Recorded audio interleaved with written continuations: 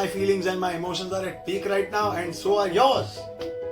Now, due to this whole quarantine and pandemic situation that has been going on for so long, it has had a huge psychological impact on all of us. Now, for some, the resulting outcomes may be lack of sleep, for some, it may be lack of hunger, and for some, it may be just getting irritated, frustrated over their near and dear ones for no good reason. Now, whatever said and done, we've all been a part of this. We are all victims of this, and so am I. I've been through this and much more. So I kind of decided to consult a professional about this, and Nicole, who is a sports psychiatrist and also the co-founder of Grit Sports Psychology, happens to be a friend. So she's going to help us out with this whole situation. Hi folks, my name is Nicole and I'm a sports psychologist and the co-founder at Grit. And today I'm going to talk to you all about the impact of quarantine on our mental health. So Nicole, I'm really glad to have you here with us. Now, would you please tell us what happens to the human brain in a situation like this and how do we react to it? Now in times like these, the invisible coronavirus is working as a threat for us, mainly the uncertainty that surrounds it. And research says that in times of threat, the brain prepares us mentally and physically to fight or escape the threat, which means your heart starts pumping blood and oxygen faster to your muscles, and that gives you energy more than normal, keeping you alert to fight. And this physical and mental function occurs every time we experience threat. Now usually, your body is used to experiencing anxiety for a few minutes and getting back to normal. But what's happening here in the COVID-19 pandemic is that this is a prolonged period of uncertainty. And we have no control over it. And we don't even know for how long it's going to last. So there is no escape. So the only option left to us is to fight the threat, which also means that your mind and body is constantly ready to fight.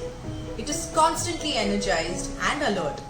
So this can definitely have an impact on your sleeping patterns, your eating habits, and your immunity system. Now let me tell you how.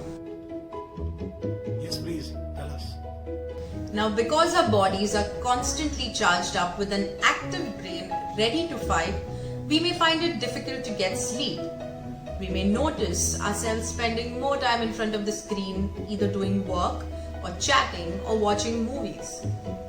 Because of this now, we are sleep deprived and exhausted. Less sleep adds to feeling anxious and stressed out, and again, we don't get enough rest and sleep at night. Eventually, we feel tired and exhausted and notice ourselves feeling lethargic. Another thing we may notice is maybe overeating or losing our appetite. When we experience anxiety in particular, we tend to find ourselves binging for comfort food. When we feel worried, stressed or anxious. Feeling of tiredness, sadness and anger can also cause us to turn to comfort and overeating mindlessly. Similarly, it can take a toll on our emotions. We may snap at our near and dear ones and our immunity system, and this can further deteriorate our mental health.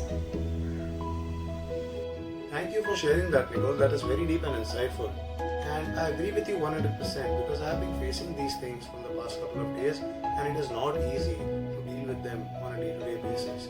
So is there a way you could give us a possible solution on how to deal with them and how do we keep our mental health in check? So now how can we work towards our mental health? At Grit, we tell our athletes that in times like these, it's important to focus on self-care. Now self-care doesn't mean doing all the nice things to yourself that's convenient to just feel good, but it also includes to learn to acknowledge and accept these uncertain times. The sooner you get comfortable with the reality, the sooner the mental health will get better. Yes, you feel uncomfortable, but at this time we must allow ourselves to experience the discomfort, because once we accept it and we allow and permit ourselves to experience the discomfort, it will pass. Second, build a routine. Now why am I asking you to build a routine? It is because it is something you are familiar with and something that you can predict during these uncertain times. You feel in charge, you feel in control, and that feeling is very comforting. Third, move your body.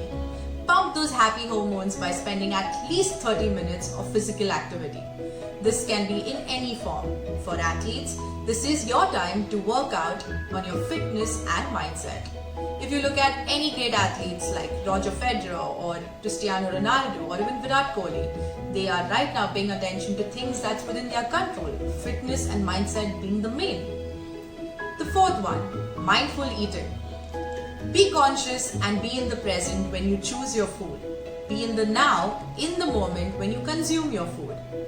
It will help you enhance your experience of eating your meal and also not losing appetite nor binge eating. And the fifth one, the most important, is keep yourself connected to your near and dear ones. Reach out. Talk to someone you trust about your feelings and make sure you connect with your friends and talk to them however you feel, very genuinely. For athletes, stay connected with your teammates.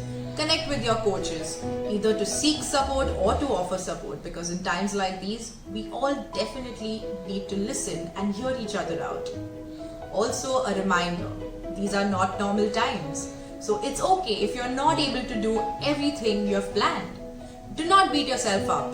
You're still learning to accept the new normal. Be patient and kind while you take care of yourself. Stay home, stay healthy, and stay safe.